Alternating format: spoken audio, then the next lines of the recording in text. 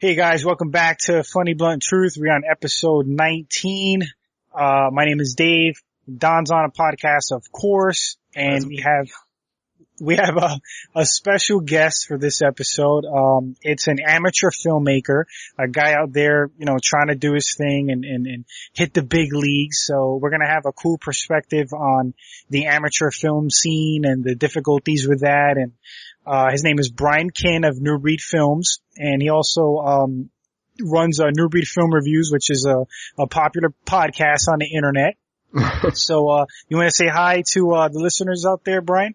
How you guys doing? And I'm glad you guys could have me on here, and hoping to chit chat with you and kind of share what I think about the industry. Cool. Awesome. Now for you listeners, I can't do this to you. I gotta be honest, because I'm an upfront guy. Brian and I are actually friends. We've actually worked together in short films and stuff like that with the collabs, but we're really, really good friends. And, so, I guess we can, kick the show. Oh, wait. Before we start the show, the podcast is sponsored by Keeper Brand Fishing Apparel. So if you guys need some really good fishing gear that's breathable, comfortable, we recommend Keeper Brand. It has nothing to do with them being a sponsor. We recommend Keeper Brand. Keeperbrand.com is the website too. Is it specific fishing like shirts? Well, so the thing is they offer fishing gear, and it's usually fishing themed stuff. But it's also performance gear. So really, anybody can get like a nice shirt with like a big old picture of a bass on it from them. Yeah, I'm sure. I think they do have bass. I think freshwater is actually a big part of their market. But yeah, no, it's good stuff too. It's super comfortable. And super comfy. No, they got good shit, man. It's definitely, breathable and comfortable. So, we definitely recommend it. And we'll be honest with you guys. We wouldn't just say that. So, alright, on with the episode. Don, if I can ask my first question, is that okay? You go ahead. All right. So my first question for Brian is, what are your first memories as far as, having a big interest in film? And I'm not talking being a fan. I'm talking when you felt like you could do this. When do you remember? Yeah, I would say, obviously besides growing up and watching films and always being interested in it and, always, I wish on VHS days, they never had behind the scenes. If you watch till after the credits, they kind of ran that behind the scenes role. But when I was growing up, that's where I would always be interested in kind of how do they do that? How did they make that guy turn into liquid metal in friggin' Terminator, that kind of stuff. But, I remember when I was growing up, probably when I was 12-ish, my buddy got a camcorder, high 8 camcorder, and, for Christmas or something like that. And then we wanted to go out and start making skate videos. So, my mom, I had told her hey, I like doing this, we're making skate videos or funny videos or stupid skits. We did I remember one of the stupid ones, we did this operation skit where the surgeon kept pulling random stuff out of the guy's chest. It was like Twinkies and stuff like that out. I remember that, and I was hey, I want a camera, and my mom got me a camera, and then we just kind of started filming little shorts and skate videos, and then we'd prank people and record that kind of stuff. And then actually I started building kind of a repertoire of, not repertoire, a catalog of all that kind of stuff. And then, I don't know if you guys are familiar with CKY, the CKY videos, before Jackass. Yeah. You guys familiar with that? Stunts and silliness. Yeah, Bam Margera and stuff like that. So we used to watch a lot of that stuff, and, we started filming a lot of that stuff, our own kind of funny jokes and skates and stunts and jumping off people's roofs and getting in kayaks and going off, giant waterfalls and stuff like that. So we actually edited a video together, VHS to VHS, old school, before you could really edit on computers. And, I walked around kind of slinging VHS tapes in college, or not college, high school. I was gonna say something funny. Slinging what, bro? But I had like a $5 a piece for the VHS tapes, and I sold like, I don't know, 40 tapes. Everybody liked it, so wow. It kind of was cool from like there, like, hey, I'm making content that people actually like, and we're kind of like, not like celebrities, but everybody like, oh, I can't believe you jumped off that 40-foot cliff into that guy's pool, you know, like that kind of stuff. Who wound up in the hospital? Like, anybody got like seriously hurt? I like split my head open and got staples because I thought it was a good idea to like skateboard like high speed and then like try to like jump this couch, and then I like went over the couch and hit like a dumpster, so I split my head open. Damn, dude. Yeah. Nobody real serious injuries, but definitely a lot of bumps and bruises and stuff like that. So yeah. Interesting. So I was hustling the VHS tapes. That's right. Every day I'm hustling. So what are some of your like accomplishments? Like, what have you done in the amateur film scene? How have you participated in that? If you guys are familiar with the 48-hour film festivals? Yes. Lightly. So, very familiar. So that's like your top, for an amateur filmmaker. That's how you get like noticed, and that's how you do those kind of things. And usually 40-hour film festival, just to kind of overview what it is you walk in on Friday night and they give you a prop, line of dialogue, character, and then a certain genre that you pick out of a hat, and then you have from Friday night till Sunday to turn the film in start to finish. So we had done a couple of those, but we had a local film festival. I'm in Connecticut, and there's a New London Film Festival, and they actually give you 4 days to do that one. It's not like affiliated per se with the 48-hour film festival, but same concept. They give you all the elements, and then you have to make a film within 4 days. And then we won that one. We had like a mockumentary and we put in for it, and I can't remember, I think it was like 11 or 12 teams or whatever.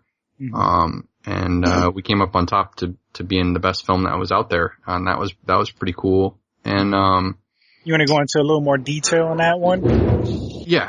I was actually present for that. Yeah. Like, as far as how heartbreaking was it, dude? I know. You want to tell the story? Yeah. So we were on the way delivering the DVD, because you have a deadline. You know, you have whatever it was. I think it was like Tuesday night. You had like Friday night to Tuesday or something to deliver the DVD, and we were having issues with it at my house, so we actually put it onto a laptop, and then we're burning the DVD in the laptop, and went there, and then literally popped the DVD, which was burning, within like 10 minutes of when it was due, and handed the DVD in. We were burning on the road. Yes, we just turned it on, and then just to see if it worked, and it did, so we handed it in, and then we got a call like an hour later saying, hey, the audio doesn't work. There's only video, no audio. And she's like, well, you're past the time for submission. She said, but you can submit it with audio anyways, and then it'll still be considered. It'll be considered without audio.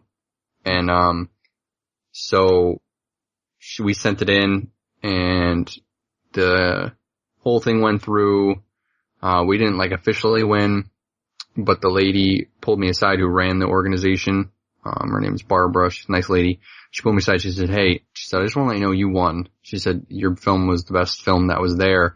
And she said, I actually fought for them to try to allow your film to be in there as the top, as ranked the way it was with audio, because it was the best one out there. And they actually still use that film today to kind of promote the Whaling City Film Festival. If you look like on their page or whatever, it's like one of the winning film that year, which was okay. It wasn't that great. And I'm not like tooting my own horn by any means at all. But the quality wasn't there. The quality of ours, I think, was a lot better.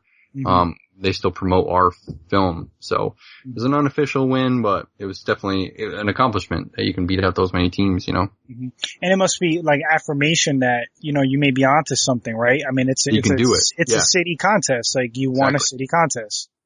Yeah. So, Don, you have anything for Brian? I was waiting. I was letting you guys chat it up. I was interested. The other thing I wanted to bring up too, which I thought is pretty cool. There's a online film contest where that you make like promoted content for certain like different sponsors, and they entered like a Got Milk competition where you had to just make a commercial, 30-second commercial for Got Milk. And the actual video, the 30-second video, which was kind of like a spoof on Cops, where the milkman kind of would go to people's houses to deliver milk in like a cop style when it was a domestic disturbance call. It sounds really stupid the way I'm describing it, but it actually came out to be a pretty cool little short. It actually took first place out of 226 applicants, and I went $10,000, or the group won $10,000. So that's crazy. Pretty cool accomplishment. So is there a really large difference in just reducing the time scale for a movie versus just trying to do one on your own, having all the time in the world, but maybe it's a bit more like herding cats, getting everything together? Because I always thought, like, when you have, and I've never entered a film contest, but when you have a given time frame that everybody knows, it might actually make it easier because everybody's towards that one goal. Is that something you find, you know, when you shoot your own stuff on your own time, it might actually be more difficult than a thing, or do you find like those limited film contests to be more difficult? Oh, you hit the nail on the head, Don. When you work on your project on your own, time's unlimited. So everybody looks at it that way and says, yeah, we'll push it. We'll push filming this time, or, yeah, I'll get that prop to you. I gotta make the prop and I'll get the prop to you whenever. But when you enter a competition, everybody there is there at the start and rides with you all the way to the finish because there's a deadline. So I think, and I personally work better underneath a deadline and underneath pressure, as far as like having a goal in mind of the time and the end goal. And I think that when you get a bunch of people together and you say, okay, we have until 8:00 on Sunday night, so if we don't turn this in, then we fail. And I think it breeds a creativity and breeds a drive that you don't get on a normal film set where nobody's getting paid and there's no direct motivation to do it except for whoever's the main creative head in it, you know? The people that are most involved are the ones that are really pushing and driving it, that have the ideas, but you get actors and you get people to do props and you get people to kind of show up whenever. When you have a film competition, like we've done a bunch of them, and when people show up, they say like, okay, I'm here and I know that, yeah, I need to be here and I know I need to be here to finish this. I know that I need to clear my schedule. I know that I gotta be there for you from start to finish. And it's also less of an involvement. They know that no matter what, past 48 hours, they're not going to be involved anymore, you know? So it's easier to get people to get involved. Mm-hmm. Yeah, see, like with the whole creative aspect, like I agree with you, Bri, like, you know, when you feel that pressure on your back, you know, it gives you like a sense of urgency and, you know, you either like rise to the occasion or you don't.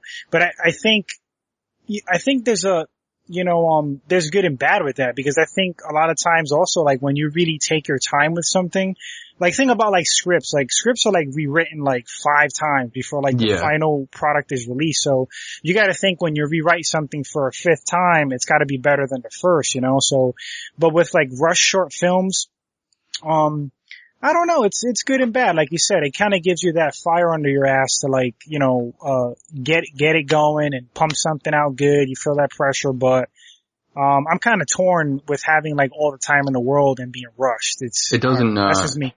I agree with you. It doesn't, no matter what, when you have a film competition film, it's not going to come out the way you want. It's just going to come out the way that it needs to be done. So you don't have that flexibility, and you might make creative choices or creative cuts to say like, okay, we can't do that because we don't have enough time to do that, or that's too big of an idea, and you make sacrifices to what your original story was. You know, you might not be able to tell the story that you want to tell, right? Because you're constricted, which I fully agree with you. But it's hard to gather people, you know, in a longer time frame. See, it sucks. You know, it happens in big budget films and in director's cuts when you get the director's cut movies, they include all the cut scenes, and sometimes you see interviews with directors and they're like, you know, they find it a shame that their movie had to be cut down because there was like amazing scenes in it, and for whatever reason it didn't jive with the movie, but there were really cool scenes like standalone. And working on short films like with you, we've had it happen to us, dude. Like, budget is a huge thing. So we have like these grand ideas, and on paper it's fucking amazing. But like when you go to film it, we're like, how are we gonna do this shit? Like, we're poor. Like we can't do this. We have like dollar store props. Like, how are we gonna pull this off, you know? I don't have it in the budget to get a helicopter. Where the hell did we write this in the script for? Right. Hey, miniatures, dude, dollar store, I'm telling you. Spray paint. But yeah, sometimes it's a shame, when shit has to get cut out, and it's happened to us, like, you know, where, skits. You know, to hit on that too, I think a lot of people think that once you make it into the movie industry and you sign this big contract and you're gonna direct and shoot your own movie, that you're gonna be able to cut it how you want, and I think it comes as a lot of shock to young filmmakers. And I've actually heard that through a lot of like the DP30 interviews, if anybody ever goes online and checks them out on YouTube. They're really fascinating, but a lot of them say, you know, you get in there and you don't realize that film has to go through the sieve of the studio heads. And if they don't want something in there, they can call cut, and that's it. You know, they can butcher your movie how they want to, and I think it's hard for a lot of really creative people to deal with that. I mean, it's interesting because you guys were saying you have that problem with lower budgets and making it on your own, but I think it's also an issue that people don't realize when you get bigger, you get those big budget movies. You get when you get to Hollywood, you got a bunch of guys, bunch of suits sitting in a room saying yes or no to what your creative idea is. And, you know, they have the money, so they do get to say what happens and what doesn't happen. So that's why a lot of successful movies and successful, things that are out there from certain directors or passion projects that are funded by, you know, them producing it themselves, you know, some small stuff like that. They get to put their idea out there the way that they want, you know.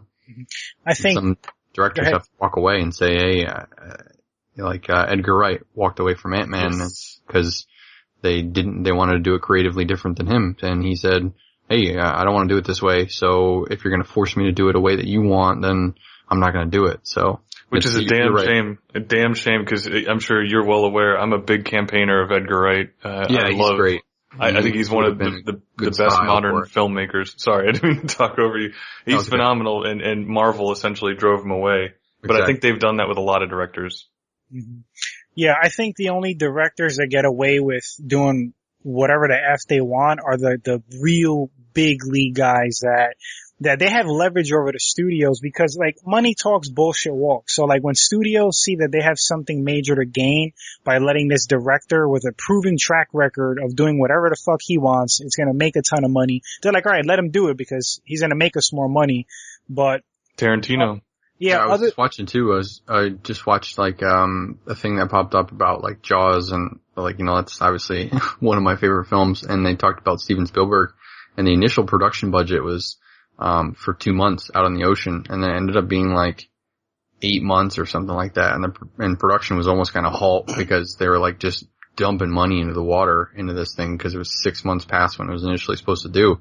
Mm-hmm. This is when he's a young buck, you know, not really trusted. And he almost came to the point where they stopped the production of Jaws because they just kept having issues and pouring money into it and stuff. So, you know, it almost got to a point where bureaucracy and Hollywood and people in an office stopped like a film like Jaws from being able to be seen. So, which that brings me to like another thought. It's kind of like along the same lines of like our current topic, but what do you guys think?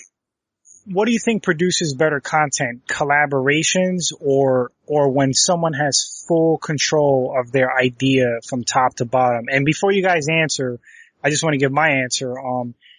I think collabs have a place, and I think great things were created from collaborations, but I personally think the best content comes from the original unfiltered vision. Like really Scott's a big advocate of that. He's like, fuck what everybody thinks, do what you want. So from top to bottom, from the writing, directing, like he has full control over the whole movie. And I think, you know, but sometimes it could be a nightmare because if somebody's not really talented like that, it could be a train wreck. But when somebody's actually good at what they're doing and they have full control, I think it produces amazing shit. What do you guys think? Brian? I agree with you. Like you said, there's a certain time and place for everything. I mean, there is not a single person that steps up and tells Quentin Tarantino what he does with any of his films. So, And obviously his track record has proven that, it's his idea, it's his way, and he successfully has done that. But you have collaborations like, the Wachowski brothers doing The Matrix, that was fantastic, and they just bounced ideas back and forth of, let's try this, let's do this, let's see how this was. And then you have the great first, Matrix film, that kind of fell apart on the end, but, cause they got too many people involved. And, like you had said, it's cool. I guess it just depends. I mean, if you have a good idea, and a studio trusts you, or, people trust to hand you over money and you have a good track record, then I think that there should be if you give, like Steven Spielberg, for instance, or James Cameron, like I'm pretty sure for any movie that Spielberg is right now, they just say, okay, here's the money and, just, do what you do. Do what you do. And same thing with James Cameron. I'm sure they just threw a bunch of money at him and they said, okay, you promised us 3 Avatar movies. We trust that you're going to be able to do a good job with it. Here you go ahead. But the problem with non-collaboration, it's one-way thinking.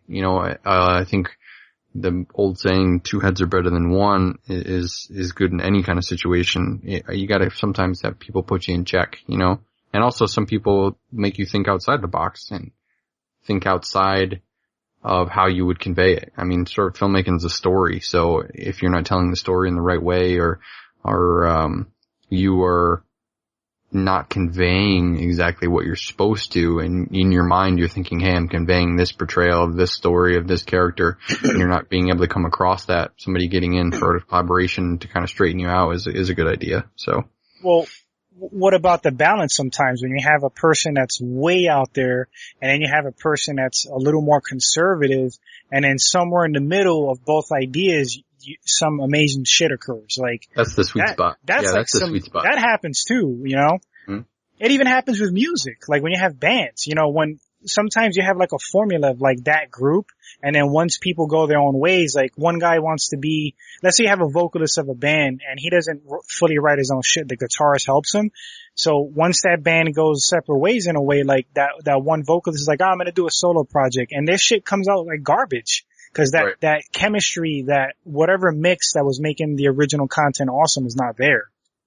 Yeah, I have a lot of examples of that with, underground metal bands who've done that, and the lead singers think that they're hot shit because somebody else is writing their stuff, and as soon, and together they work because the one person sings incredible and goes all over the range, but then, they decide they want to write their own stuff or go their own way, and then just fall flat on their face. But, to answer your question though, that you asked, I honestly think if you can get somebody, it kind of depends on the director though. Okay, so, nobody's going to go up, like you said, and tell Tarantino what to do, but I do know this, that, listening to Tarantino as he's matured over the years, he takes in more information, the older he gets, and he allows people to do their own thing. So, he hires, like Samuel L. Jackson. I'm sorry, I didn't want to step over you. Go ahead. You were probably going to give that example.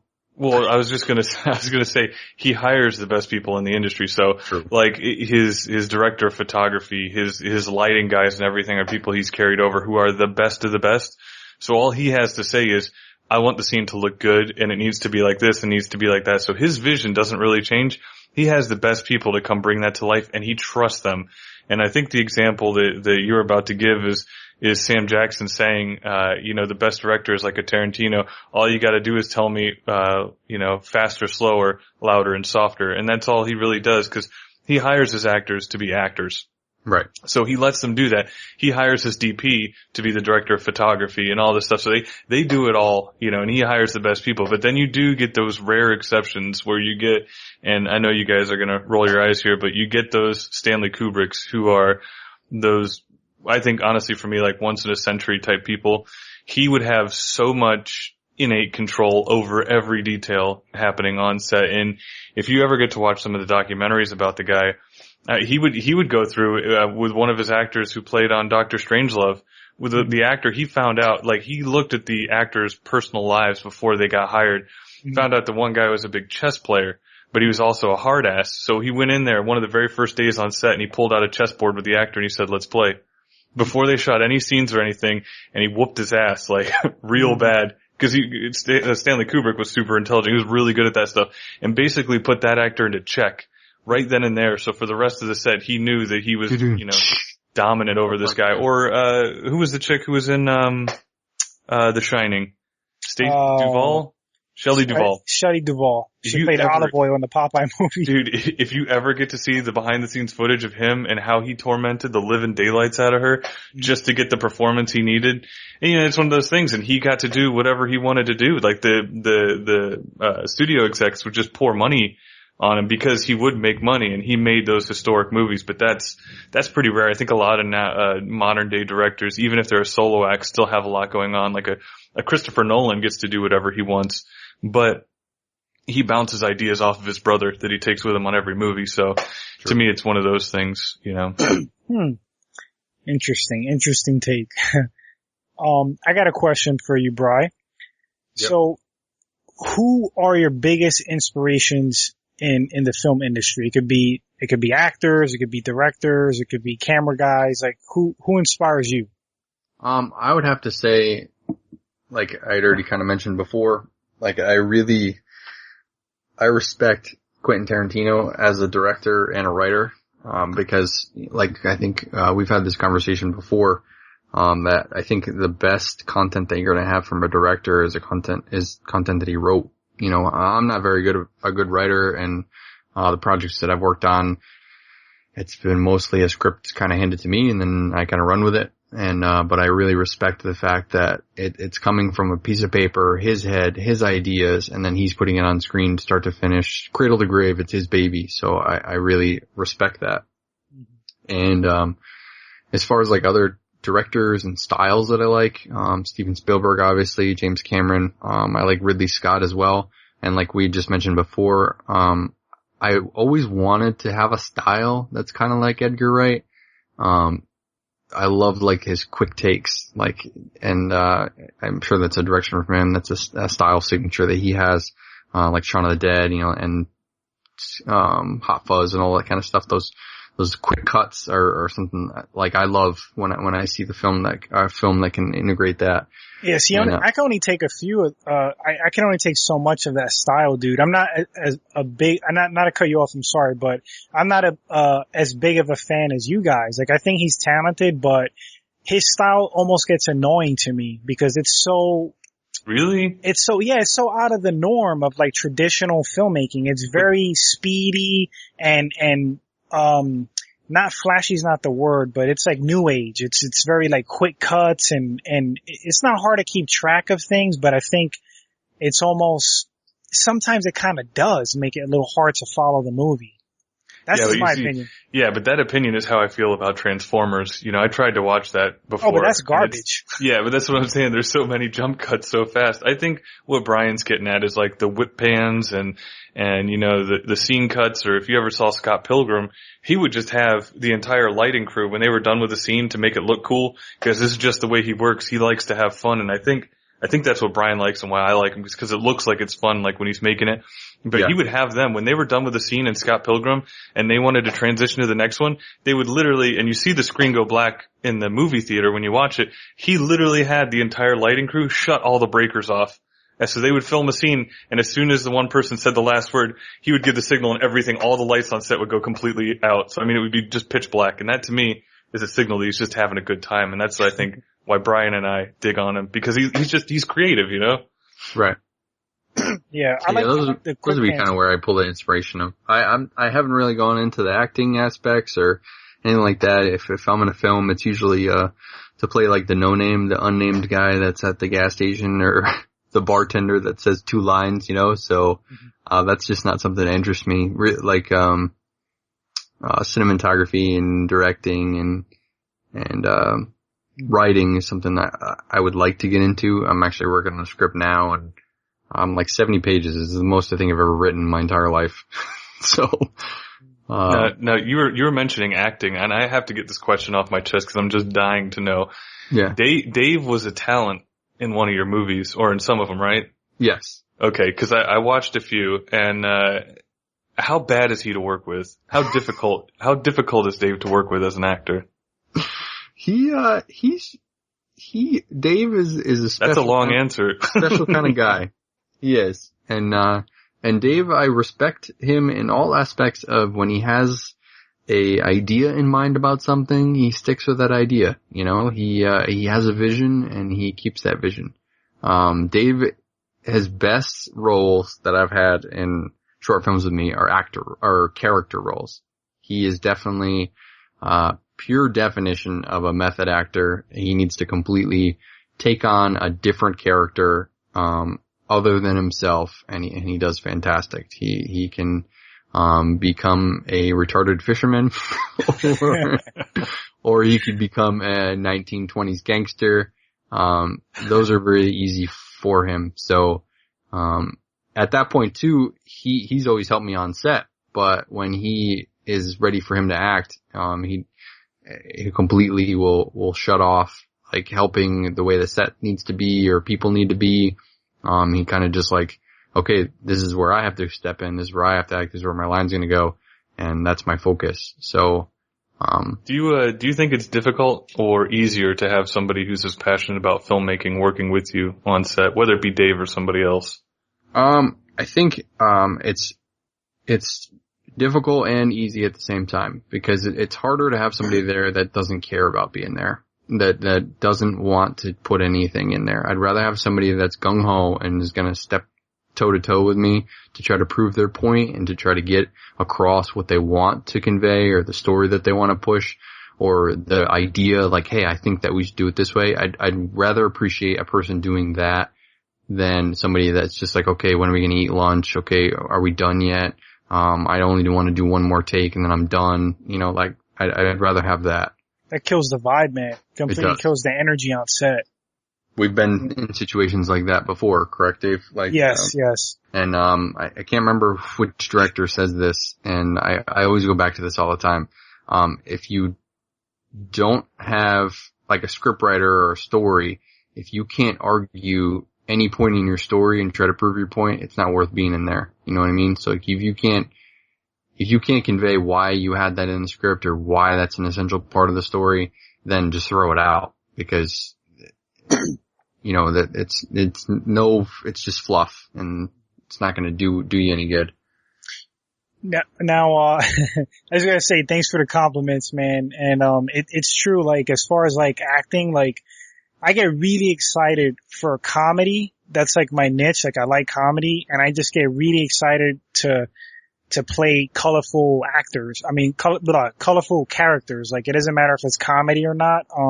It excites me, man. And, I have fun with it. So, but it's funny, if I can tell, like, a little backstory. So for you listeners out there, Brian is, like, actually one of my best friends. And the way we linked up with film, it's kind of funny. It was almost like fate. It's actually very similar to, like, how I and Don got hooked up with podcasting and film stuff also. But so I used to do, like, home theater installations, and I would go through cadets like nobody's business. I guess, like, they couldn't hang, or, you know, it wasn't for them, or they get fired. So I needed a new partner, and Brian and I worked at the same establishment, which I won't really drop any names in case we get sued. So I didn't really know Brian, like, well. I didn't like him initially, like, something about him, and it's because he worked in a very stressful department, and I didn't really think about that, but to me, he just seemed like a guy who had an attitude, and it really was not, you know, far from the truth. So I really didn't care for him too much. I'm like, this guy's like a D-bag. He looks like a douche. Like, I didn't care for him. And when I found out he was going to be like my new partner, I'm like, all right, like, well, you know, I'll roll with it, see what happens. So we start working together, and, you know, he starts learning of my craziness and insanity. The guy flat out looked at me in the eyes when they said, "You realize how crazy you are?" But that's a whole other story. So we started getting along, you know, having fun on jobs. We became friends, and I'm gonna stop ranting in a second.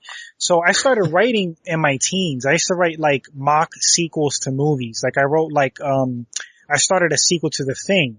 So, you know, I used to have fun with it. I never really thought about going anywhere with it. And, I stopped writing for, like, a while. And I also had, you know, aspirations to get into acting, but it just died. It died. Like, the work life took over. Total back burner, almost kind of gave up on it. And then I started working with Brian, and Brian already had done short films with a group of guys. And in conversation, it just came up like, yeah, man, I do short films, blah, blah, blah. And it just like a light bulb just went in my head. I'm like, what? Like, I think you mentioned something about needing a writer or like something. I don't know. I'm like, dude, like I write. Like I like to fucking write. Like, and then from there, boom, we started doing short films, became like best friends. And it was almost like fate, man. It's really crazy. And since then we've done some like, quite a few like little projects and stuff. And I'm gonna shut up, I swear. And the same goes for Don and I, moved to another state, randomly worked at this spot, just started talking to some tall dude. We shared like a love for film, right, Don? And then, developed a friendship, and then it just evolved into the show that we're doing right now. So, but that's a little backstory. Pretty crazy stuff. Oh, really crazy, dude. And I'm a firm believer of like fate and stuff like that. So it's crazy how things work out. But do you have a question for Brian, Don? Cause I have one. Again, I was listening. I was just listening to the thing. I'll let Brian talk, but I was just fascinated by the story. That was actually the first time of me really hearing that in detail. So Brian, go ahead. Shit, I forgot what I was going to say. And cut. All right. You want me to drop the question? No. Yeah, go ahead. Yeah. Okay. So in your opinion, Brian, what is the definition of success to you in the film industry? Like if you accomplish something, what would it be that will make you feel that you've made it, that you're successful in the film industry? That's a good question. And, like we've always joked about before, like, let's get to Sundance, I watched this vlogger and his name is Casey Neistat, and, he's originally from New London, Connecticut, and, he just went and just moved to New York City, lived on someone's couch and started making films for YouTube. And, he's extremely popular now, and he says the validation of you being able to create content and create video is for people to watch it. He said, what's the difference between 1 million people watching the video I put out today on social media and 50 people in a theater watching the film? So that always kind of gets me that way. But the way that I would think it would be for me personally, to make it in the industry is to get a film somewhere outside of the internet, outside of sharing it, into somewhere in some sort of production, and also at a film festival that has notoriety to it. To actually get an award for a film, to have it beat other films that are a high caliber, not a Hollywood style. I would never dream about getting to Hollywood because it's just not a possibility. It's not in the cards for me. As far as my family would go, their first priority. This is second. And, but getting somewhere like Sundance or Tribeca Film Festival or South by Southwest or something like that, and actually getting it in there and getting notoriety for the film and getting the film into distribution and stuff like that would be fantastic. That would be my ultimate goal, to say like, okay, I did it. I got it. I'm an accomplished filmmaker. I've been doing this since 12 years old and it's paid off, So, okay, let me ask you this. I'm sorry, Don, if I'm just taking over the mic. So you're telling me, okay, what if something huge was like thrown on your lap? You would not like take it? Like, what if like Hollywood came knocking on your door and they wanted you to be a full-time filmmaker, director, but you had to travel, you had to be on set for 3 months at a time in Europe, but you're like big leagues, making a shitload of money, blowing up. Would you find it impossible to do that and like put your family ahead? I would. Or would you work it out for the benefit of, cause dude, there's a lot of things there's a few ways you could look at it. You're looking at it like you're away from your family, or you could look at it where you're doing big things for your family down the line, But what's your take on that? That's true. That's hard. It's a hard decision, I guess. There'd be a lot of variables that would come into play and stuff like that. It's just, you sacrifice your family for a career. And then I think it all depends on what would go into that decision to whether or not I do it. It would be great to have that come across my plate. I was gonna say there'd be a lot of inherent freedom in something like that, you know. And it's a question that Dave and I actually talk about quite frequently. You know, if somebody comes to you and says, well, Brian, we have nobody to direct Godzilla 2, The Rise of the Lizard, you know, we're going to pay you, and this is kind of that thing, you know, put it in somewhat realistic. We're going to pay you, let's say, $200,000 to direct it. It's going to be a 2-month shoot. And then after that, it's going to be 4 months of post. And then you're going to have to travel and promote it for another, let's say, 2 months before the movie comes out. But if you do this and it's successful and we turn a profit, then, you know, you're going to get carte blanche on the next movie. And then, you know, that's one of those things that in between that time and the other time, you have all this time to your family where you may not get it in the normal 9 to 5, but you might get it in bigger chunks of time, more spaced out. And it's one of those things. I think that's actually very tough. And when we discussed this before, I come up with the conclusion that I don't think I'd even be able to answer that question myself until it was presented to me in like a legitimate format. I mean, I don't know if that's how you feel about it. Completely done. That's, thanks for answering the question for me. Appreciate it. It kind of depends, you know, like you said, Don, like what's on the table, you know, how much money we're talking. But, you know, family time is precious, man. Like I'm not married. I don't have kids. I don't have a family, but, you know, time with loved ones, I understand that. And missing your kids growing up, you know, missing time with people that you love and care for, you don't get that back. You know what I mean? And anything happens in life, you know, people die, you know, randomly get sick with cancer and fucking die, you know, shit happens, car accidents. And, you know, that's a very demanding life and lifestyle, man. The life of an actor and being a big time film director. I think the divorce rate is like stupid high also. It is so super people high. Don't even get married. Yeah, well, and it's a thing too. I think, oh my God, I just had his name right on my tongue.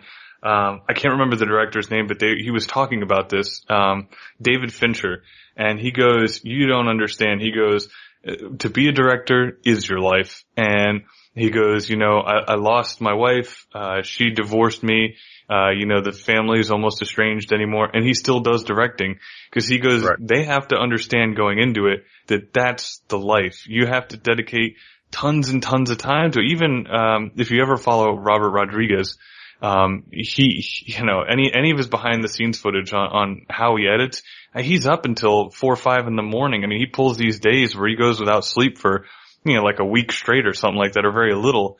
And that's one of those things that especially under the crunch of like micro budgets, man, that is some serious dedication, and your family has to be committed to that lifestyle, I would imagine. Mm-hmm. I mean, anything that you do, whether it be a hobby or a job, it's a balance between life and family and stuff like that. And like now I've been taking a step back from filmmaking per se, and I'm still behind the camera, and like I have my own personal videography business where like I do weddings, and now I'm at the point where I have 3 weddings on my computer, and they take 15 to 20 hours a piece to edit everything all put together. And that's 60 hours of editing time I have to do in the next 6 weeks that I have to find time for away from my family or stay up late at night. And usually stay up late at night and sacrifice sleep is what ends up happening. But I can sure tell you that probably a Hollywood budget or a big production company is going to ask me for more time than that. And it's a balance. Like you said, it's hard to see where your family is, and then compared to where your passion is, you know, but you can't go through life without a passion. Don't get me wrong on that. And you can't die in a 9 to 5 job in a cubicle without chasing what you really want to do, you know? That's a slow Don't death. Get me wrong. Don't get me wrong. That is the slowest of deaths. Don't get me wrong on that. Yeah, Go ahead. Yeah, Don. No, I was just going to say too, and if you can only imagine, so let's say you do that movie deal, the possibilities too, I mean, if you could imagine, you know, the big guys like the J.J. Abrams and the Steven Spielbergs and all that, they probably don't have any problem bringing their family along with them to movie sets and things, you know. Granted, those guys are rather large, but, you know, once you get to that level, you're set. Or look at George Lucas. He doesn't even direct anymore. He just sits back and makes money for being alive. So, I think, Chris Pratt, for his movie deal for Guardians of the Galaxy, he had, I think in the initial thing, I think it was 18 flights, first class for his wife and kid when he was on the set of Guardians of the Galaxy. It was actually written into his contract. So they could fly 18 times if they wanted back and forth to wherever he was to come see him. That's awesome. So I respect that's a pretty that. sweet deal. Yeah. Especially in Hollywood where it seems things are so artificial and fake. He's like really a true dude, it seems. Yeah. Bro, I got a fun question for you. What's your dream? Okay, let's say you're in the industry, you're big, whatever. What's your dream collaboration? Could be actor, director. Actor, director? Who would you Edward like to work Furlong. with? Megan Fox. No, he said actor. Megan Fox. So who would I work with, or who? I don't understand the question. What would be your favorite collaboration? Like, who would you like to work with? Do you think they'll be interesting or fun, or like, who would you like to do a movie with? Dude, Denzel and Tarantino. Really? At the same time? Yes. Damn, dude, I think the world would implode with Denzel and Tarantino on set together. That's cool. So I take it you're a huge fan of Denzel Washington. Yeah, he would be definitely one of my top 10 actors. He's all right. It's Just interesting. kidding. What's interesting about Denzel? Go ahead. He doesn't consider himself a movie guy. I saw him do they had like one of those Oscar shows where all the nominees that year got down in a round table and sat and talked, and he was saying, he goes, you got all these movie guys now that come out and they all want to just do movies, and he goes, I'm not a movie guy. He's like, you want to learn how to do, characters when you're acting, he goes, go out and do Macbeth or Shakespeare. He goes, I'm a theater guy, which I just found that to be interesting because he's an incredibly big movie guy, but he doesn't consider himself to be one. I just thought that was interesting. Yeah, that's kind of interesting. You know what's crazy about Denzel is Denzel, he's good at like what he does. And Brian, you and I have talked about this before. I don't find him so diverse. Like I find him he's versatile. Yeah, he's very good at what he does. Like, he's got that Denzel swag to him. He plays a real cool character most of the time. But he's not like, you don't see him going out there playing, a mentally challenged guy. You don't see him playing a gay guy. You don't see him playing, you know what I'm trying to say? Like, he doesn't really deviate far from what he is, in real life. He's not pulling like Tom Hardy. American Psycho or American Psycho from Christian Bale or something like that, Yeah, like Christian Bale and Tom Hardy, they're chameleons, they can adapt to any role. They're amazing. But not to say that Denzel isn't. He's just fucking great at what he does. He's the man. Actually, I hear that a lot about, Michael Caine, cause I'm a huge fan of Michael Caine. Because it's his choices, and even though a lot of people say, oh, he just plays Michael Caine in every movie, I don't think that they understand the skill that he's using when he's playing the characters he is.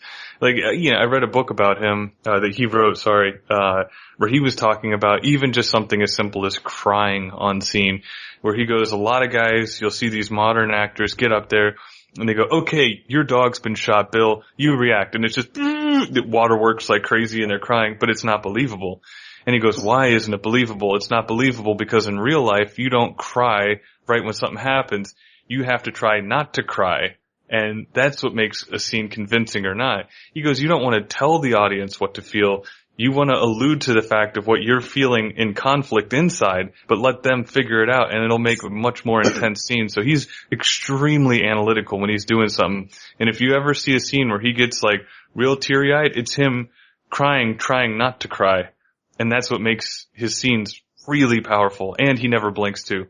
He openly says that. He goes, when he was young and he was starting in acting, he realized that the strength in the camera was in the eyes. Mm-hmm. So he said he would walk around all day throughout his town in England, wherever he was at, just staring at people. That's fucking weird. Never he goes, blinking. That's really awkward. Never blinking. And he goes, he would just stare all the time. People always thought it was weird. He goes, and it's difficult at first, but then you just train yourself to get used to it. So now it's nothing. So if you ever watch him, he almost never blinks on camera. Mm-hmm. So yeah, it's the same thing, I think, honestly, not to go off on a complete tangent there, but I think it's similar to like a Denzel Washington, Yeah. He's doing his thing and it's good. I mean, you'll never see him, like you said, he wouldn't play, who was it, Jared Leto's character, Matthew McConaughey in Dallas Buyers Club, but, they kind of don't need to. I think they've paid their dues.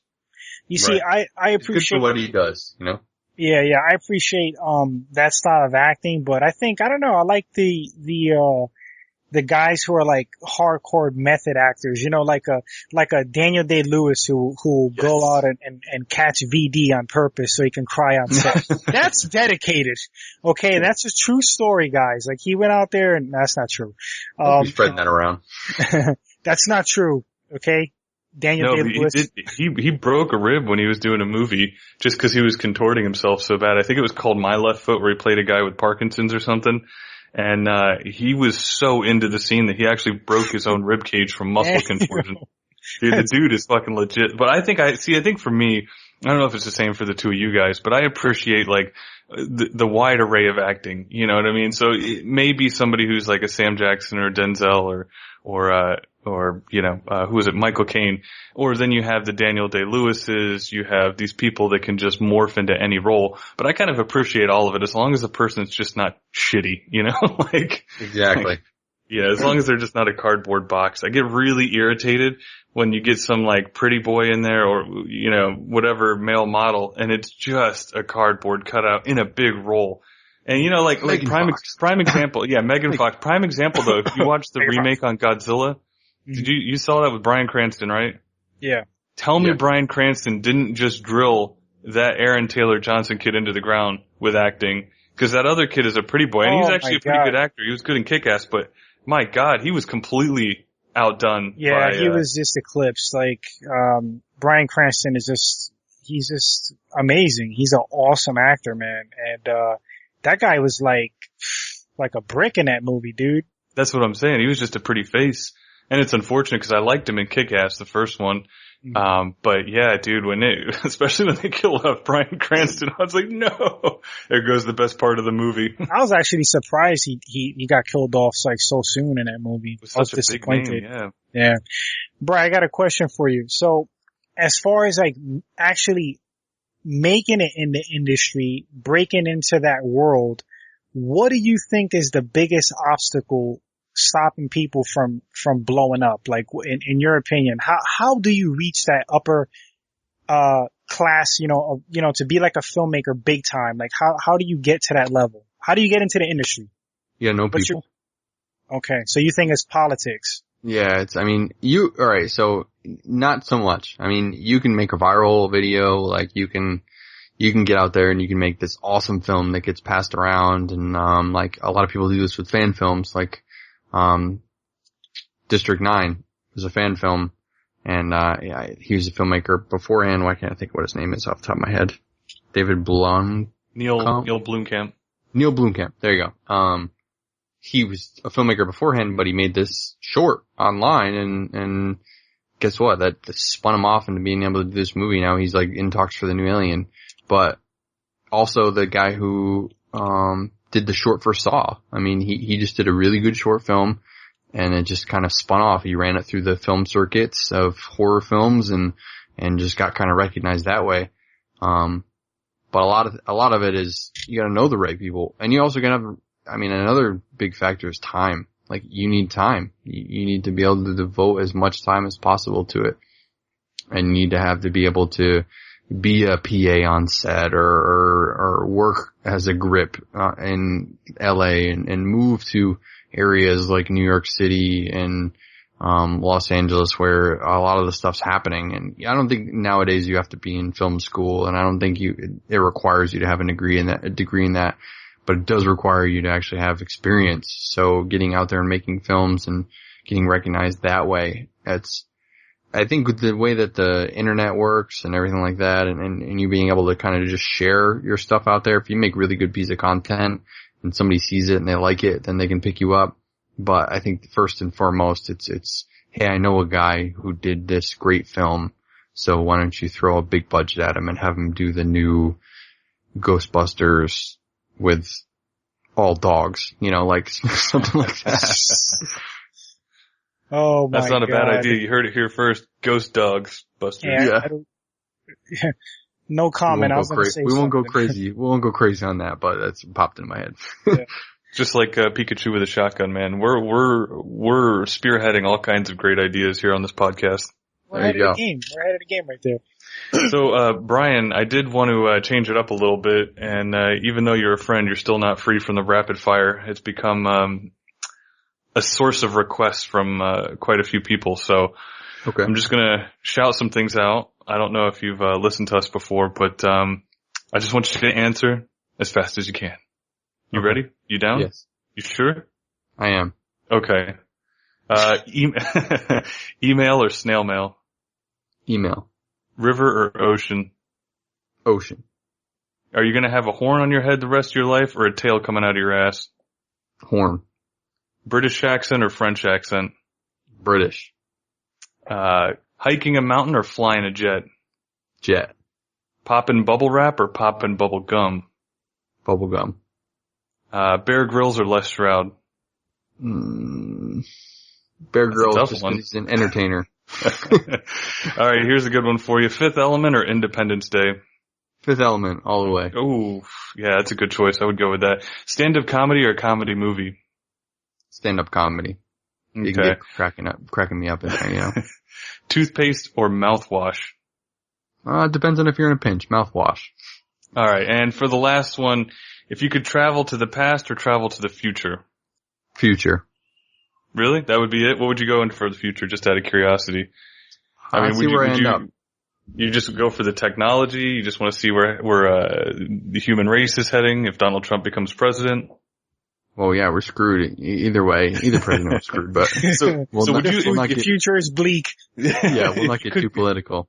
I'd probably want to check and see all my, I wouldn't go too far in the future. I'd check and see everybody that I know now and see where they are, and then play like a little time traveler game where I go back and tell me, hey, you gotta change your life because it's shit up there in the future.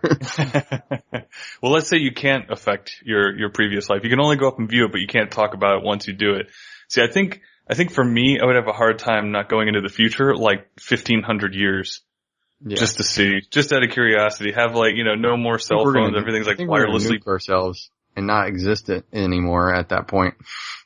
I think somebody's gonna pull the trigger on one of these nukes and we're just gonna blow each other up in 1500 years. I don't think we'll be a civilization anymore.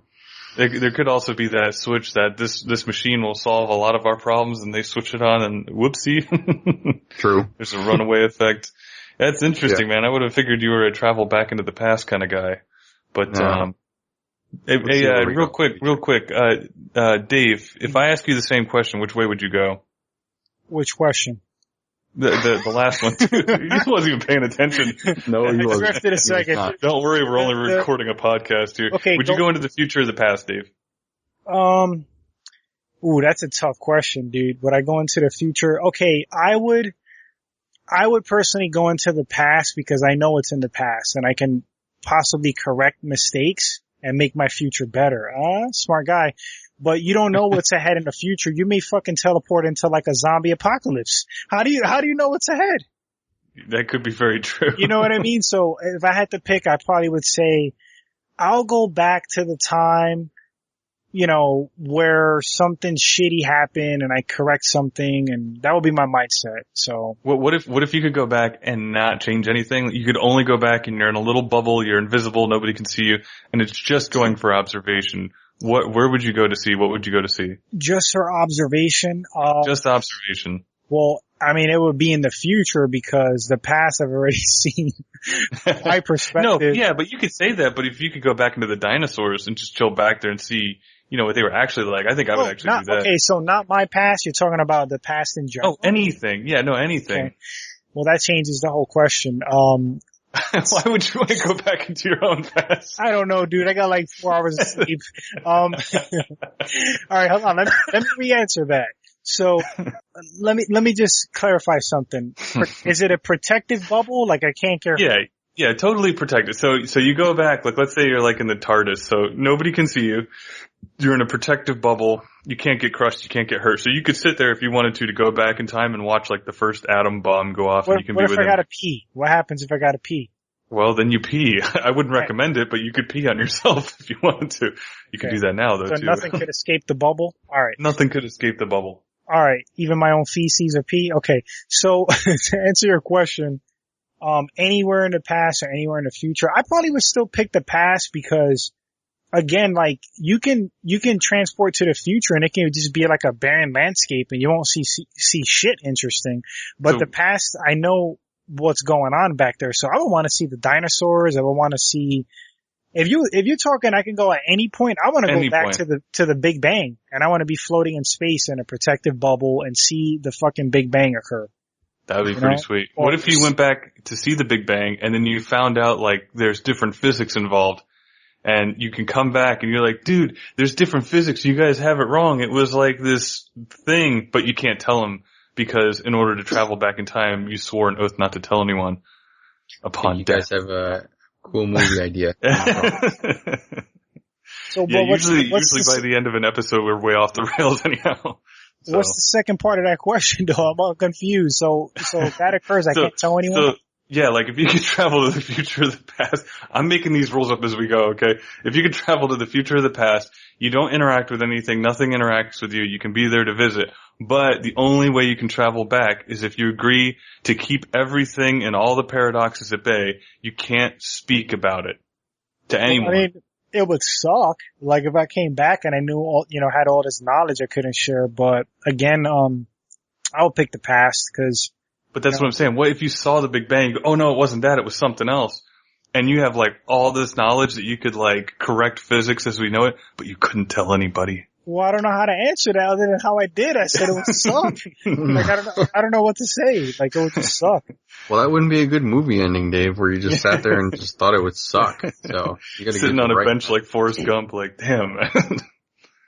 But I have probably like one final question for Brian. So as far as like, the film industry, Brian, like amateur films and all that, have you noticed, have you noticed more support or negativity when you tell somebody, I mean, you probably did this more so before, having like a family and settling down, but if you told people in the past, like, yeah, I want to be like a big time filmmaker, did you notice more support or more negativity towards it? People trying to convince you not to do it, that it's too hard, or did you experience like, yeah, go for it? No, I think you get more people saying like, no, you can't do it, and that's too hard, or there's too many things that could get in your way to go and do that stuff. And even I have to openly admit too, in some situations that probably was me too, and it's a hard industry to get to, like you can go to college and go get a business job somewhere, but, you have to be really talented to make it in the film industry, and you gotta make sure that, you keep the right people around you, the people that are gonna motivate you, the people that are lift you up and say like, hey, you can get out there and you can go do this, and, whatever, sky's the limit, that's whatever possibility you have. And the people that are out there saying like, you can't do it, or usually like armchair quarterbacks, like ones that have never tried the process themselves and can critique you like on YouTube, like people trolling, leaving comments saying, oh, well, obviously you guys don't know what you're doing, or I forgot one of the ones that really pissed me off. I forgot what the comment was. But, I thought it was like, I can't remember what it was. But just haters being haters, you got a lot of people out there. You gotta keep people around you, there's like a proverb that says iron sharpeneth iron. So like when you're around people and when you decide who's gonna be in your life, especially when it comes to like following your passion, is making sure that you're gonna have somebody that's gonna be there and push your passion and back you up and make you be better than where you are. So. Yeah, the singer, Tyrese Gibson, he's always putting up like, freaking positive, videos and thoughts and ideals about life, whatever. But he said that Will Smith told him something that like was like life changing for him. He said that Will Smith told him, stop, look around you, and the 5 closest people to you in your life, that's as far as you're going to go in life. He's like, whoever you surround yourself with, like, that's a good gauge of like how far you're going to go. So like, right. I think there's a lot of truth in that, man. If you're around somebody that's a go-getter or is established and have done things, it's going to kind of like push you in a way. You're going to get like inspired, or you're going to want to kind of like try to reach that level. But if you're around people that are just blah and not doing shit with their lives, I mean, it can rub off on you, and they're going to tear you down.